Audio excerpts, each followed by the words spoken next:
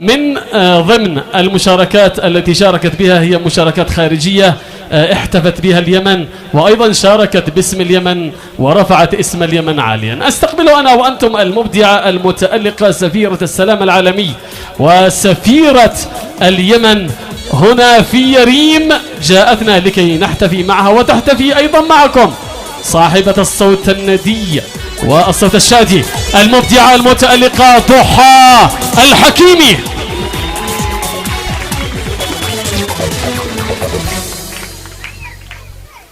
هذه الأغنية إهداء لكل الخريجات والأوائل، واشتكم تتفاعلوا.